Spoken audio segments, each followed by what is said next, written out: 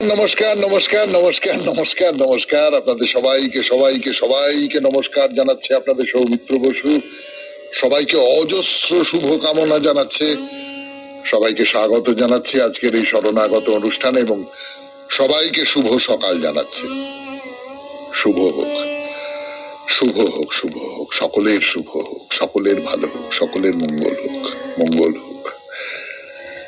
বেণী মাধবশীলের পঞ্জিকা অনুযায়ী আজকের দিনটার কথা বলি। আজকে 22শে মাঘ 1431, ইংরেজির 5ই ফেব্রুয়ারি 2025, বুধবার। আজ অষ্টমী। সূর্যোদয়ের সময় সকাল 6টা বেজে 21 মিনিট, সূর্যাস্তের সময় বিকেল 5টা বেজে 23 মিনিট। নক্ষত্র ভরণী। আজকে জন্মে মেষ রাশি, ক্ষত্রিয় বর্ণ, মতান্তরে বৈশ্য বর্ণ, নরগণ। রাত্রি 11টা বেজে 12 মিনিট গতে রাক্ষসগণ। শেষ রাত্রি 4টে বেজে 50 মিনিট গতে বৃষ রাশি, বৈশ্য বর্ণ, মতান্তরে শূদ্র বর্ণ। আজ শ্রী শ্রী স্বামী ভৈরবানন্দ জিউর 132তম আবির্ভাব উৎসব। আমাদের হোয়াটসঅ্যাপে চিঠি পাঠাবার নাম্বার 9831922927। চিঠির গোড়ায় অতি অবশ্যই SG লিখতে হবে। এতে গেলে আজকের দিনটার কথা। এরপরে বলি আজকের অনুষ্ঠান সূচি। শরণাগত অনুষ্ঠান কি দিয়ে সাজানো হয়েছে আপনারা সকলে জানেন। প্রথমে পুরাণ চিরন্তন। পুরাণ চিরন্তনে গাভীর কথা বলছিলাম, গো জাতির কথা বলছিলাম। গরুকে কিরকম ভাবে দেখেছেন আমাদের যারা পূর্বপুরুষ, তারা কি চোখে দেখেছেন গরুকে, কেন সেই চোখে দেখেছেন। আমরা তো সকলেই জানি যে হিন্দু ধর্মে বিশেষ করে গরু একটি অত্যন্ত অত্যন্ত পবিত্র প্রাণী, অত্যন্ত সংরক্ষণযোগ্য এবং তার সঙ্গে নানান পাপ এবং নানান পুণ্যের খুব গভীর ঘনিষ্ঠ সম্পর্ক আছে। তো সেগুলোকে সত্যি সত্যি মানে এই চারপাশে এই নিয়ে যে সমস্ত কথাবার্তা বলা হয় তার ভেতরে কতখানি সত্যি আছে। সত্যি সত্যি আমাদের প্রাচীন শাস্ত্রকারেরা কিভাবে দেখছেন গরুকে, আমাদের প্রাচীন মুনি ঋষিরা, আমাদের প্রাচীন মানুষেরা, ভাবুক মানুষেরা, তারা কিভাবে দেখছেন গরুকে, তাই নিয়ে কথাবার্তা বলছি আপনাদের। তো আমরা বলেছিলাম একটা কথা, সেই গল্পটা বলছি না, যে ইন্দ্রের যে প্রাধান্য, ইন্দ্র মানে বর্ষার দেবতা, সেই বর্ষার দেবতার যে প্রাধান্য, সেই প্রাধান্যকে সরিয়ে কৃষ্ণ যিনি ধেনু চরান, তার প্রাধান্য সূচিত হচ্ছে প্রাচীন গল্পের মধ্যে দিয়ে, আখ্যানের মধ্যে দিয়ে। তার কথা আপনাদের শুনিয়েছিলাম। তো সেসব তারপর থেকে কথা বলবো। তারপরে চলে যাব স্বামী বিবেকানন্দের রচনা থেকে পাঠ এই পর্বে। রচনার নাম আপনারা সকলেই জানেন, জগৎ দ্বিতীয় পর্ব। তার খানিকটা অংশ আবার পড়ে শোনাব। তারপরে ঠাকুর শ্রী রামকৃষ্ণ পরমহংসদেবের কথামৃত থেকে পড়ে শোনাবো স্বামী লোকেশ্বরানন্দজির একটি ছোট প্রবন্ধ। আপনাদের চিঠিপত্র তো পড়তেই হবে। আর শেষে আছে বাইরে দূরে। আমরা এক একটি রাজ্যের কোন এক দেবী মন্দির, তার কথা বলছি। 92.7 বিগ FM এ শরণাগত অনুষ্ঠান শুরু করছি। পুরাণ চিরন্তন, গাভীর কথা, গো কথা। 92.7 বিগ FM এ আমি আপনাদের সৌমিত্র বসু। কথা বলছিলাম যে ইন্দ্রের তুলনায় কৃষ্ণ গুরুত্বপূর্ণ হয়ে উঠছেন, এটা কিন্তু একটা সামাজিক দৃষ্টিভঙ্গি বদলের ইঙ্গিত। এই 92.7 বিগ FM এ শরণাগত অনুষ্ঠানে পুরাণ চিরন্তন নিয়ে কথা বলবার সময় বলেছিলাম, হরিবংশে যেটা দেখতে পাচ্ছি যে ব্রজের গোয়ালারা সব বর্ষার আরম্ভ, তখন ইন্দ্র যজ্ঞ করবার আয়োজন করেছে। ইন্দ্রের ভজন পূজন ইত্যাদি ইত্যাদি হবে, ইন্দ্রকে নিয়ে যজ্ঞ করা হবে। এটা করা হচ্ছে ব্রজের গোয়ালা যারা আছে। তো তখন কৃষ্ণ বলছেন যে এই উৎসবের দরকারটা কি। একজন বৃদ্ধ, গোপবৃদ্ধ একজন, তিনি বলছেন যে বৃষ্টি না হলে তো কৃষি হবে না, সেই জন্য আমরা বৃষ্টিকে আহ্বান করছি। বৃষ্টির দেবতা হচ্ছেন ইন্দ্র, তাকে আমরা আহ্বান করছি, তিনি আমাদের প্রতি প্রসন্ন হন, বৃষ্টি দিন এবং তার ফলে ফসল হবে। ইন্দ্রই আমাদের সনাতন রক্ষক, এবং ইন্দ্রই যে সনাতন রক্ষক এটা কিন্তু ঋগ্বেদেরও ধারণা। ঋগ্বেদে বলা আছে যে ইন্দ্রই হচ্ছেন সনাতন রক্ষক, যে কারণে ইন্দ্র দেবরাজ। বৃষ্টিটি না দিলে তো ফসলটি হবে না, কাজে কাজে তিনি হচ্ছেন সর্বোত্তম। তো গোপবৃদ্ধ এই বক্তৃতাটা দিলেন যে এই কারণে ইন্দ্রের ভজনা করতে হবে, আমাদের বর্ষার আগে আমাদের ইন্দ্রের ভজনা করতে হবে যে তুমি আমাদের প্রতি তুষ্ট হও। তো হরিবংশে বলা হচ্ছে যে ইন্দ্রের সমস্ত প্রভাব জেনেও কৃষ্ণ বললেন যে না, যারা কৃষিজীবী, যাদের শস্য ফলানোর প্রয়োজন আছে তারা ইন্দ্রযজ্ঞ করুক। আমরা গোয়ালা, আমাদের জীবন তো গরু, গরুকে নিয়েই আমাদের সমস্ত কাজ কারবার। তো এই গরুর কাছে আমরা অভীষ্ট ফল পাই, তাকে বাদ দিয়ে অন্যদের পুজো করব কেন? সে তো গরুকে বঞ্চনা করা হচ্ছে, তার সঙ্গে তঞ্চকতা করা হচ্ছে। তার উপরে যে পর্যন্ত কৃষি জমি আছে ওই পর্যন্ত ব্রজের সীমা, সেই সীমার পরে বন, বনের পরে পাহাড়, সেই পাহাড়ই আমাদের অবিচল আশ্রয়। কাজে ব্রাহ্মণেরা মন্ত্রযজ্ঞ করুন, কিন্তু হলযজ্ঞ করুন কৃষকেরা, আর গোয়ালারা করুন গিরিযজ্ঞ। যে পাহাড়, সেই পাহাড়ের সীমানায় ঘাস জমি আছে, সেখানে গরু প্রচুর পরিমাণে ঘাস খেতে পায়। কাজে কাজে আমরা এই গিরিযজ্ঞ করি। তো কৃষ্ণ আরো কি বলছেন? বলছেন যার যত গোধন আছে সব নিয়ে সুখস্থানে পাহাড়ের কাছে গাছের তলায় ধুমধাম করে গিরিযজ্ঞ হোক। শুনছেন 92.7 বিগ এফএম এ শরণাগত অনুষ্ঠানে পুরাণ চিরন্তন। ফিরে আসছি গানের পর। আমি আপনাদের সৌমিত্র বসু। 92.7 বিগ এফএম এ শরণাগত অনুষ্ঠানে কৃষ্ণ বলছেন ইন্দ্রযজ্ঞ না করে গিরিযজ্ঞ করার কথা, এবং সেই পুজো হলো, কৃষ্ণের কথা মতো সেই পুজো হলো, এবং সেই গিরিযজ্ঞের মাধ্যমে কৃষ্ণই সেই পুজো গ্রহণ করলেন। ব্রজবাসীরা দেখলেন যে পাহাড়ের চূড়ায় কৃষ্ণ রয়েছেন, তারা তার শরণাগত হলেন, এবং এইভাবে ইন্দ্র পূজা লুপ্ত হয়ে গেল। তার মানে ব্রাহ্মণেরা ইন্দ্র পূজা করুন, কিন্তু আমরা গরুই আমাদের জীবন, আমরা গরুকেই পুজো করব। কৃষিজীবীরা ওই ইন্দ্রযজ্ঞ করবে, বর্ষা না হলে তাদের মুশকিল। কৃষ্ণের গিরিযজ্ঞ জলে ভাসিয়ে দেওয়ার জন্য ইন্দ্র ষড়যন্ত্র করলেন, বৃষ্টি আনলেন, প্রচন্ড বৃষ্টি, প্রচন্ড বৃষ্টি। তখন কৃষ্ণ কি করলেন? কৃষ্ণ গোবর্ধন পাহাড়টাকে, আপনারা জানেন সেই গল্প, হাতে তুলে ধরে সবাইকে নিরাপদ আশ্রয় সুরক্ষিত রেখে দিলেন। অনর্গল বৃষ্টিও তাদের কিছু করতে পারল না। অর্থাৎ এই যে গিরিযজ্ঞ করছেন এরা, এই গিরিযজ্ঞ দিয়ে ইন্দ্রকে পরাভূত করা হলো। শেষ পর্যন্ত স্বর্গ থেকে ইন্দ্র মাটিতে নেমে এলেন, এসে ভাবলেন যে এর দ্বারা হয়তো আমার পুজো টুজো করা হবে। এবং তারপরে ইন্দ্রের সঙ্গে কৃষ্ণের একটা, যাকে বলে, রফা হয়ে গেল। কৃষ্ণ বললেন ঠিক আছে, ঠিক আছে, এতকাল ধরে শ্রাবণ ভাদ্র আর আশ্বিন কার্তিক এই 4 মাস আমার পুজো আরাধনার সময় নির্দিষ্ট ছিল, তো এখন থেকে 2 মাস আমার আর বাকি 2 মাস তোমার। মানে বর্ষাকালটায় আমার পুজো করো তোমরা, বর্ষাকালটায় তোমরা আমার জন্য যজ্ঞ করো, আর শরৎকালটা কৃষ্ণের জন্য যজ্ঞ করো। যেহেতু তুমি হলে গরুদের ইন্দ্র, আর আমাকে তো সবাই মহেন্দ্র বলে ডাকে।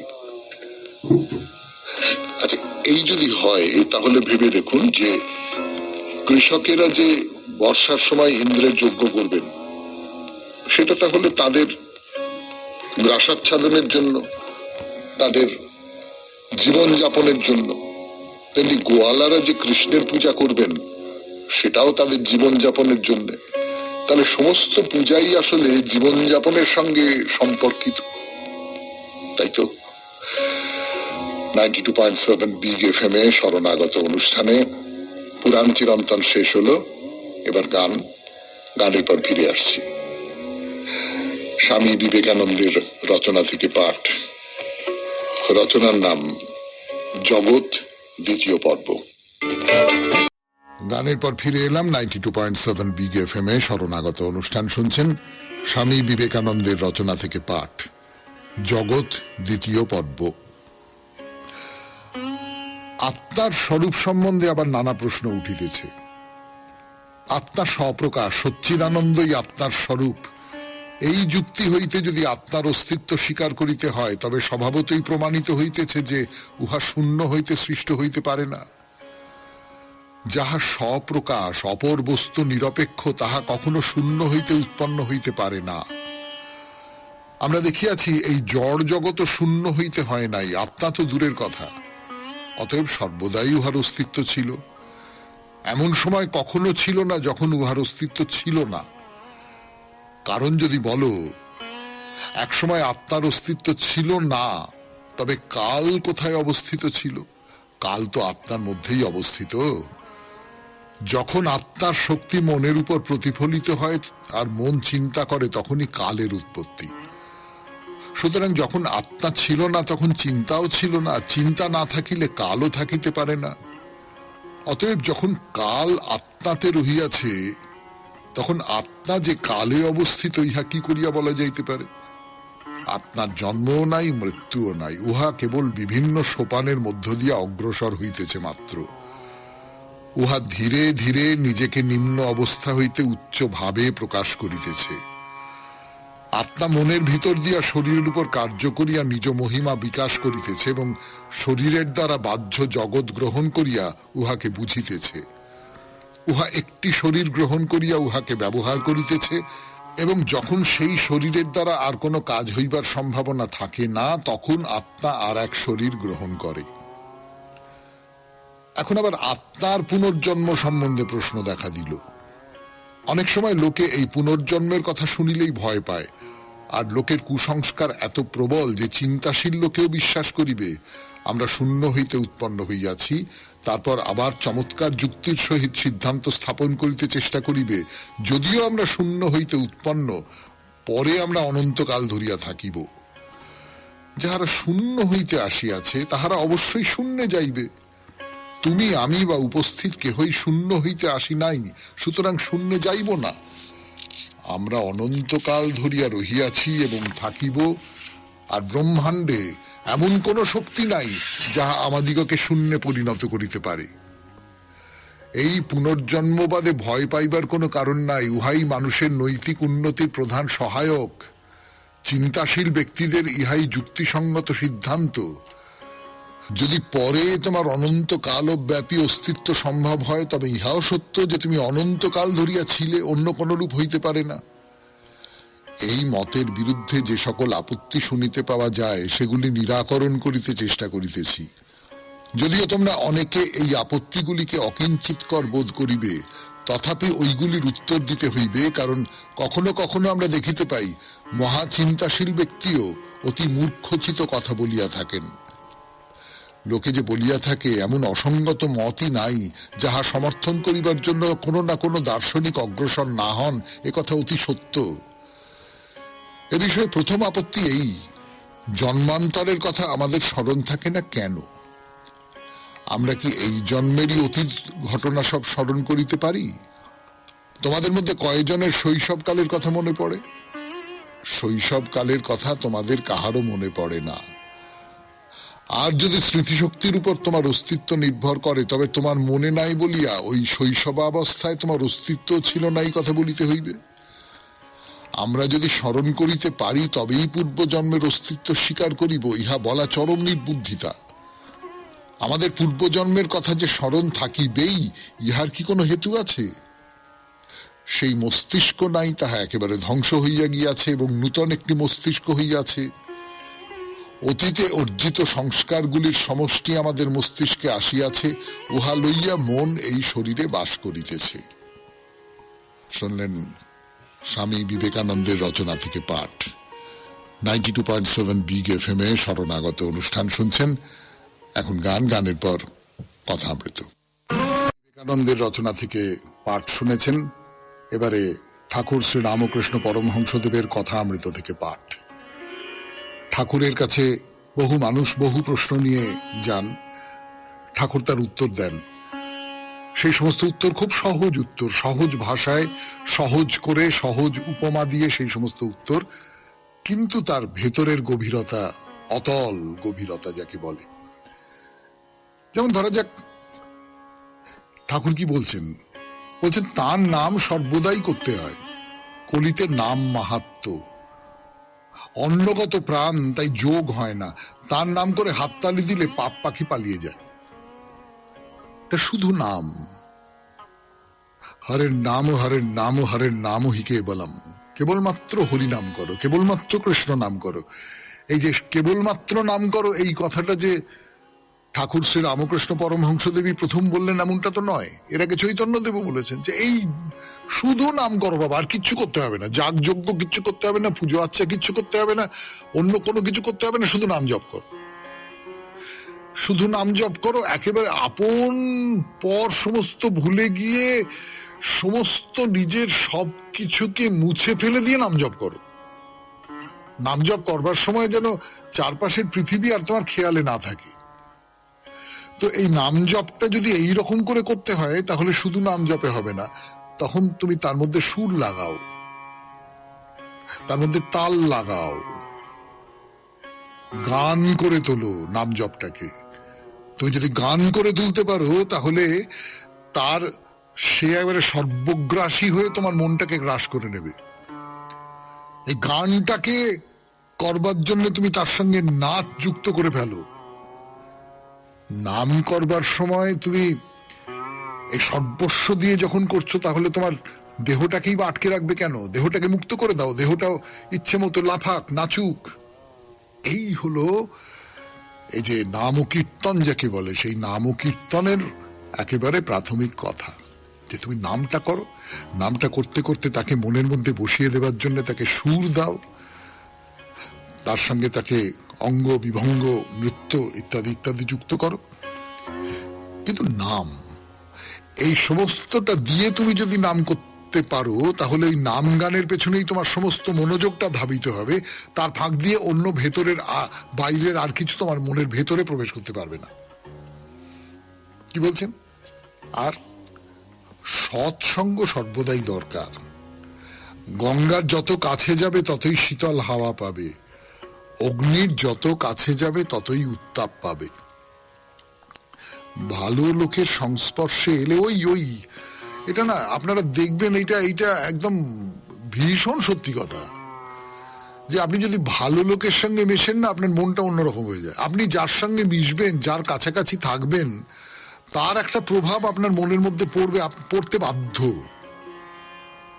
আপনি যদি আপনার তুলনায় আরো বড় মাপের মানুষের সঙ্গে মেশেন, তাহলে আপনার ভেতরে বড়ত্বের একটা আকাঙ্ক্ষা তৈরি হবে, বড়ত্বের প্রতি এক ধরনের অভিমুখিতা তৈরি হবে।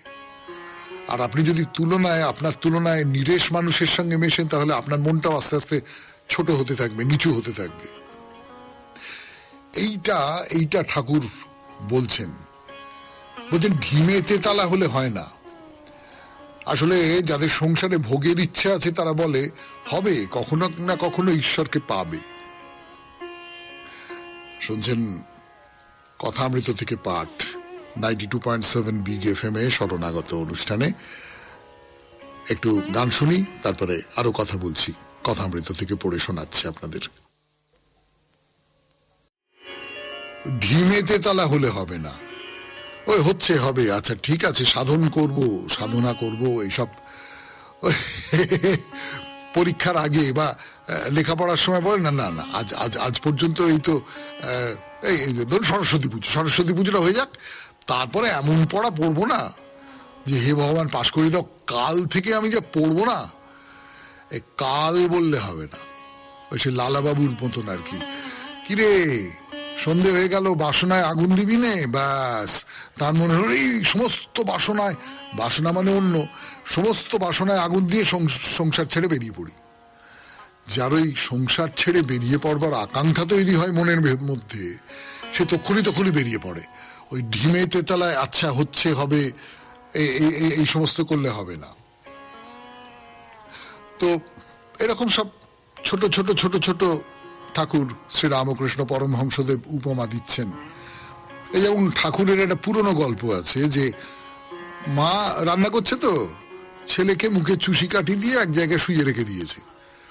তো ছেলে দিব্যি আছে, মাও দিব্যি আছে, কিন্তু যখন চুষি ফেলে চিৎকার করে ছেলে কাঁদে তখন মা হাঁড়ি নামিয়ে কোলে করে ছেলেকে মাই দেয়।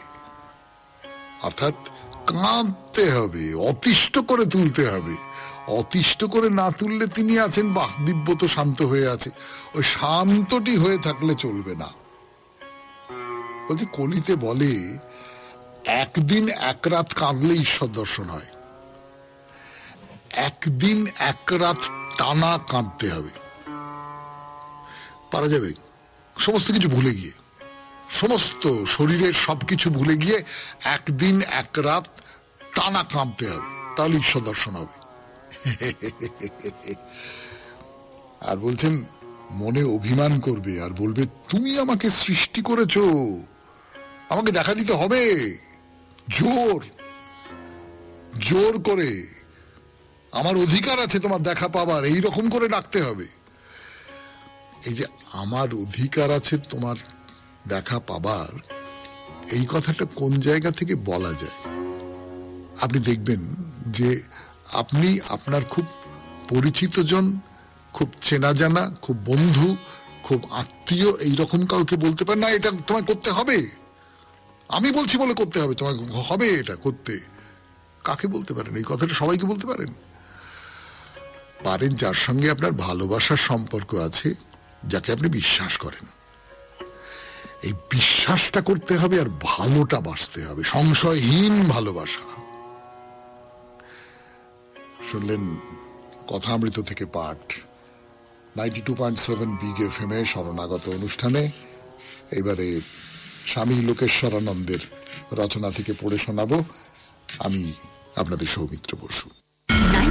শিক্ষা, সংস্কৃতি এবং ধর্ম, স্বামী লোকেশ্বরানন্দের একটি ছোট্ট প্রবন্ধ পড়ে শোনাচ্ছি আপনাদের, যেমন পড়ে শোনাচ্ছি বেশ কিছুদিন ধরে। নাম শিক্ষা, সংস্কৃতি এবং ধর্ম।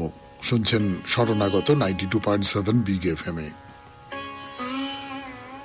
শিক্ষা, সংস্কৃতি ও ধর্ম প্রকৃতপক্ষে এই তিনটির মধ্যে এতটাই মিল যে একটা নির্দিষ্ট সীমার পর তারা মিলেমিশে একাকার হয়ে যায়। অর্থাৎ একজন ঠিক ঠিক শিক্ষিত মানুষ সংস্কৃতিবানও বটে, অন্তত তাই হওয়া উচিত, আর তিনি মানুন আর নাই মানুন তিনি অবশ্যই ধার্মিক। শিক্ষা, সংস্কৃতি ও ধর্ম অগ্রগতিরই বিভিন্ন নাম, যার পরিণতি পূর্ণতায়, যেখানে সকলেই পৌঁছতে চান। প্রথমে শিক্ষা ও সংস্কৃতির সম্পর্কের কথাই ধরা যাক। সংস্কৃতি ছাড়া শিক্ষাকে ভাবা যায় কি? কারণ শিক্ষার পরবর্তী পরিণতি তো সংস্কৃতি। ব্যক্তির সর্বাঙ্গীন উন্নতি না হলে সে শিক্ষার কি কোনো মূল্য আছে? শিক্ষা সর্বপ্রথম ব্যক্তির মানসিক উন্নতি ঘটাবে, অর্থাৎ তার চিন্তা ভাবনা, অন্যের প্রতি তার মনোভাব ও আচরণ, তার কথাবার্তা ও কাজকর্ম সবকিছুই সুন্দর হয়ে উঠবে। শিক্ষাকে সার্থক হয়ে উঠতে গেলে বিদ্যার্থীর ব্যক্তিত্বের পূর্ণাঙ্গ বিকাশ ঘটানোর চেষ্টা করতে হবে, অর্থাৎ তার শারীরিক, বৌদ্ধিক এবং নৈতিক উন্নতি সাধনে যত্ন নিতে হবে। বর্তমানে বৌদ্ধিক উন্নতির উপরই জোর দেওয়া হচ্ছে, ভালো কথা, তবে তার সঙ্গে সঙ্গে যদি ছাত্রছাত্রীদের শারীরিক ও নৈতিক উন্নতি হয় তাহলেই তাদের ব্যক্তিত্বের সুষম বিকাশ ঘটবে, এবং সেটাই হওয়া উচিত। একজন শিক্ষিত মানুষ যদি শারীরিকভাবে খুব দুর্বল হন তাহলে তার বুদ্ধি বা মেধা কোনো কাজে নাও লাগতে পারে। তার চাইতেও খারাপ হবে যদি তার নৈতিক চরিত্র দুর্বল হয়। বাস্তবিক একজন শিক্ষিত মানুষ নৈতিক দিক থেকে দেউলিয়া হবেন এই সবিরোধ যেন কল্পনাই করা যায় না। কারণ যার বুদ্ধি পরিণত, ভালো মন্দের বিচার করে তিনি অবশ্যই তার বুদ্ধিমত্তার পরিচয় দেবেন। শুধু বিচার করেই ক্ষান্ত হলে চলবে না, ভালো কাজ করেও দেখাতে হবে তিনি সত্যিই বিচক্ষণ। শিক্ষিত মানুষের প্রথম পরীক্ষা হলো তাকে একজন নির্ভেজাল সৎ মানুষ হতে হবে, সেই সঙ্গে তাকে নম্র ও বিনয়ী হতে হবে। কাউকে আঘাত করবেন না তিনি, অন্যের প্রতি তিনি সহানুভূতিশীল হবেন এবং তাদের যথাসাধ্য সাহায্য করবেন।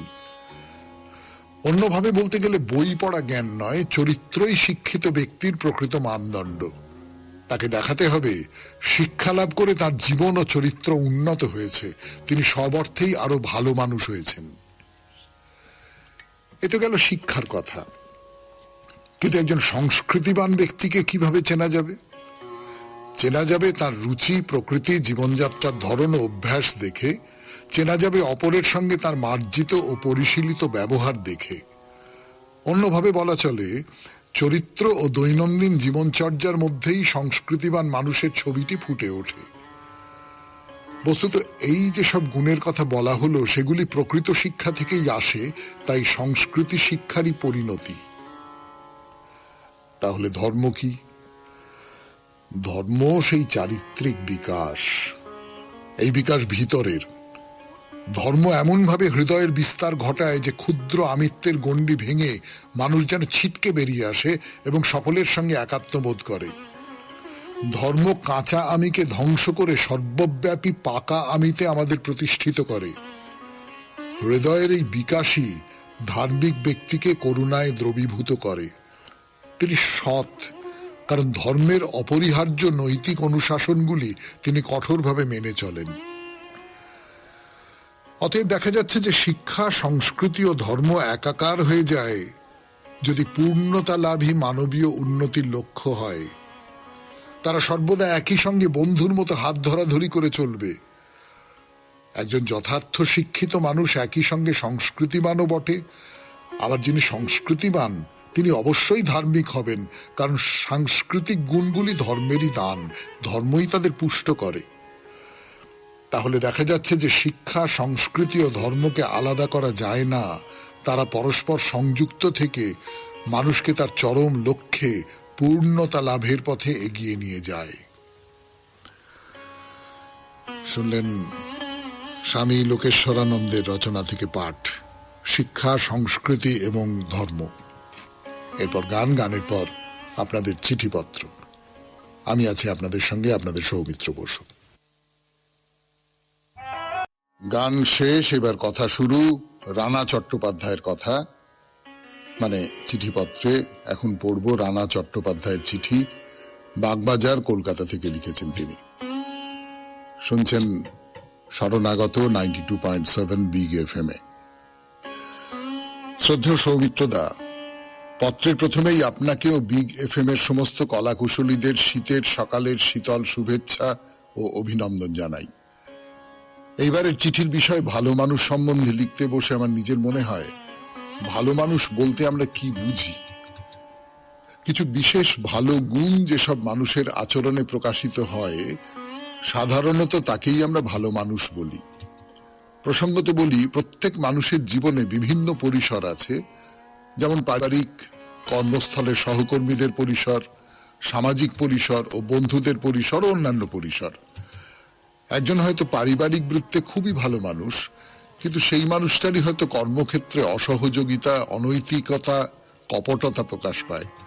তিনি কি যথার্থ ভালো মানুষ? আমাদের ব্যবহারিক জীবনে আমরা এইরকম আপাত ভালো মানুষ দেখতে পাই।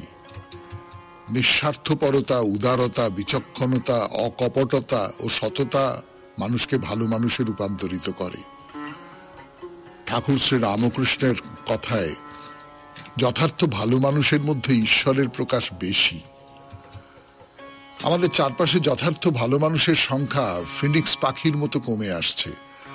যথার্থ ভালো মানুষের উপর সমাজ নিরীহ, বোকা, দুর্বল, স্বার্থপর প্রভৃতি তকমা আরোপিত করে নাকি? এই প্রশ্নের মধ্যেই চিঠি শেষ করলাম, বিচারের ভার পাঠকের। পরিশেষে শরণাগত পরিবারের সবাই ভালো মানুষ হয়ে উঠুক এই কামনা করি। রানা চট্টোপাধ্যায়, বাগবাজার, কলকাতা 3। অনেক ধন্যবাদ আপনাকে রানা বাবু। আপনি যে কথাটা বলেছেন এটা ঠিকই, যে আমরা বেশিরভাগ মানুষই শুধু নিজেকে নিয়ে ভাবি। মানে ভালো মানুষ বলতে কি বোঝায়, যিনি সকলকে নিয়ে ভাবেন। এই যে শরণাগত অনুষ্ঠানে ঠাকুর শ্রী রামকৃষ্ণ পরমহংসদেবের কথা বলি বা স্বামী বিবেকানন্দের কথা বলি, সেখানে স্বামীজি বা ঠাকুর তারা যে বলছেন যে অনেক মানুষকে নিয়ে যিনি ভাবেন, সমস্ত পৃথিবীকে নিয়ে যিনি ভাবেন, সমস্ত জীব জগৎকে নিয়ে যিনি ভাবেন, এইটা আমরা করতে পারি না। আমরা শুধু ছোট ছোট ছোট ছোট ছোট ছোট গর্তের মধ্যে, ছোট ছোট ছোট ছোট ছোট ছোট বৃত্তের মধ্যে আবদ্ধ হয়ে রয়েছি, এবং সেইখানে তার স্বার্থটুকুই আমরা দেখে এইরকম করেই আমরা চলি। আসলে তার বাইরের অন্য যে মানুষ, অন্য যে জীব জগৎ, অন্য যে পৃথিবী, সেটা আমাদের কাছে তথ্য হিসেবে আছে, কিন্তু অনুভূতির জগতে নেই। যিনি ভালো মানুষ তিনি হয়তো ওই অনুভূতির জগৎটা তার বিশাল, আমাদের মতন ছোট ছোট নয়। সেই কারণেই তিনি অন্যকে উপকার করতে পারেন, সকলের জন্য ভাবতে পারেন, সকলের জন্য বিচলিত হতে পারেন, নিজের কথা ভাবা ভুলে যেতে পারেন। এই যে যে গুণগুলো আপনাদের চিঠিপত্রের মধ্যে দিয়ে ভালো মানুষ সম্পর্কে বেরিয়ে আসছে, সেই গুণগুলো হয়তো সেইভাবেই প্রকাশিত হয়। অনেক ধন্যবাদ আপনাকে এই চিঠির জন্যে। 92.7 বিগ এফএম এ শরণাগত অনুষ্ঠানে এবার গানের পর কোলাপুরের মহালক্ষ্মী মন্দির ফিরে আসছি আমি। শুনছেন 92.7 বিগ এফএম এ শরণাগত অনুষ্ঠান। আমরা এখন কোলাপুরে মহালক্ষ্মী মন্দিরের ভেতরে, গরুড় মণ্ডপের ভেতরে প্রবেশ করেছি। তাই যে গরুড় মণ্ডপ, এর ভেতরে ঢুকলে যেটা বলছিলাম গতদিন, যে আপনি একটা টাইম মেশিনে চড়ে পলকের মধ্যে বহুদূর অতীতে ফিরে যাবেন। আপনি আর ভাবতেই পারবেন না প্রায় যে আপনি এই 2025 সালে বসে রয়েছেন। বহু প্রাচীন যুগে, যেন একেবারে গুহার মতন একটা মণ্ডপ, কালো পাথরের, পুরো কালো রঙের, তারপরে অন্ধকার, আবছা আবছা অন্ধকার। সেখানে নিশ্চয়ই আলো জ্বলছে, ইলেকট্রিকের আলো, কিন্তু সেই আলো যে সর্বব্যাপ্ত হয়ে চারপাশটা একেবারে স্পষ্ট ঝকঝকে পরিষ্কার করে দিচ্ছে এমনটা নয়। আধো আলো আধো ছায়া, এই রকমের একটা পরিবেশের মধ্যে দিয়ে আপনি হাঁটতে হাঁটতে যাচ্ছেন। ওপরে ছাদটা বেশ নিচু, না মাথা নিচু করে আপনাকে হাঁটতে হবে না, আপনার মাথার তুলনায় উঁচু হয়তো, কিন্তু সব মিলিয়ে একটা চাপা, একটা রহস্যময়, একটা গম্ভীর একটা ধরন এইটা, এবং সেইটা কোনোভাবে বিচলিত হচ্ছে না কোনোভাবে। এই যে গাম্ভীর্যটা, এই যে মন্দিরের ভেতরকার, মণ্ডপের ভেতরকার যে গাম্ভীর্যটা, সেইটা কিন্তু কোনোভাবে তরল হয়ে যাচ্ছে না। তো এই যে মণ্ডপ, এখান থেকে আপনি যাচ্ছেন দর্শন মণ্ডপে, যেহেতু এখান থেকেই দেবীকে খুব ভালো করে দেখা যায়, একেবারে সরাসরি আপনি দেবীকে দেখতে পাচ্ছেন।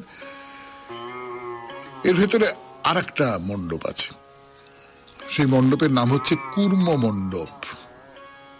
কুর্ম মণ্ডপ না, গরুড় তো নিশ্চয়ই পৌরাণিক একটি প্রাণী বলবো আমি, তো পক্ষী বিশেষ, পৌরাণিক পক্ষী, বাস্তবে তার কোনো অস্তিত্ব আছে বলে আমি জানি না। কিন্তু এরপরে আর একটা যেটা আছে কুর্ম মণ্ডপ, না কুর্মের আকারে তৈরি নয়, এর একটা রহস্য আছে। কিন্তু তার আগে আপনাদের এই কথাটা মনে করিয়ে দিই যে, এ কথা তো আপনাদের নিশ্চয়ই বলে দিতে হবে না যে পৃথিবীকে পাপ থেকে মুক্ত করবার জন্য কুর্মের রূপ ধরে ভগবান বিষ্ণু আবির্ভূত হয়েছিলেন। তো সেই কুর্ম অবতারের অনুষঙ্গে এই কুর্ম মণ্ডপটা তৈরি করা হয়েছে। এটা আর কিছু নয়, এই মণ্ডপের ঠিক মাঝখানে একটা একেবারে স্বর্ণবর্ণ একটা কুর্ম বা কচ্ছপের মূর্তি বলবো, একটা মূর্তি আছে। সেই মূর্তিটা দেখতে খুব অদ্ভুত। সেই দেখতে কেমন তার কথা বলবো 92.7 বিগ এফএম এ শরণাগত অনুষ্ঠানে। কিন্তু তার আগে একটু গান শুনে নি। আমি আছি আপনাদের সঙ্গে, আপনাদের সৌমিত্র বসু। শুনছেন বাইরে দূরে কোলাপুর মন্দিরে মহালক্ষ্মী মন্দিরের কথা। এলাম মহালক্ষ্মী মন্দিরের কথায় 92.7 বিগ এফএম এ শরণাগত অনুষ্ঠানে। যা বলছিলাম কুর্ম মণ্ডপের কথা। এই যে মণ্ডপের মধ্যে আপনি ঢুকেছেন, মণ্ডপের মধ্যে চারপাশে থাম থাম থাম থাম, তার ভেতর দিয়ে পায়ের নিচে শ্বেত পাথরের মেঝে, সেখানে নানান রকম কারুকাজ করা। তো যেতে যেতে যেতে যেতে মন্দিরের ঠিক মাঝখানে ওই শ্বেত পাথরের মেঝে, তো তার মধ্যে দুটো কালো বৃত্ত, একটা বড়, তার ভেতরে আর একটা ছোট।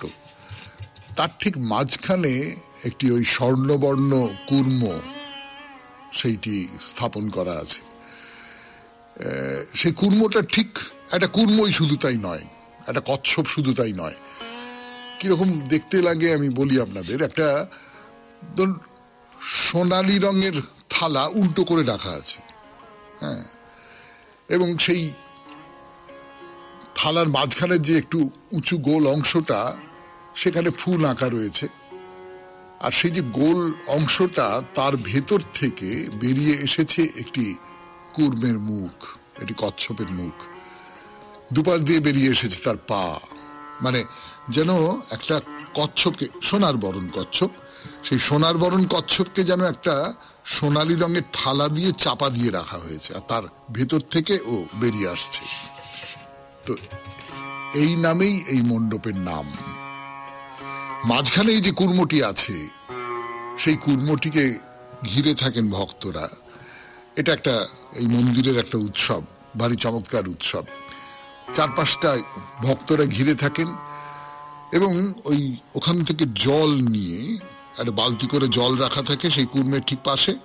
সেখান থেকে কোনো একজন পুরোহিত, তিনি বালতি থেকে জলটা নিয়ে তুলে চারপাশের ভক্তদের দিকে ছুঁড়ে দেন, স্নান করিয়ে দেন প্রায় বলা যেতে পারে।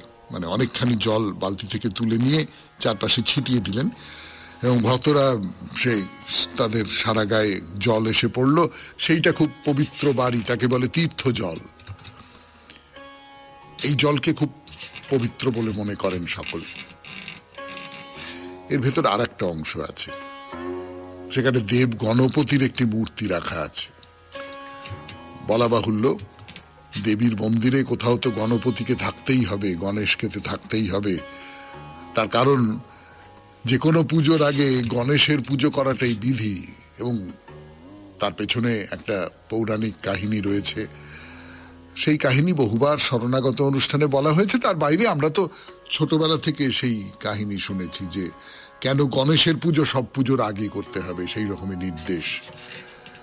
তো একটা বেশ উঁচু কালো পাথরের উপর দেওয়ালে ঠেস দিয়ে দাঁড়িয়ে রয়েছেন গণপতি দেব। লাল পাথরের তৈরি, পেছনে ওই লাল রঙের চালচিত্র।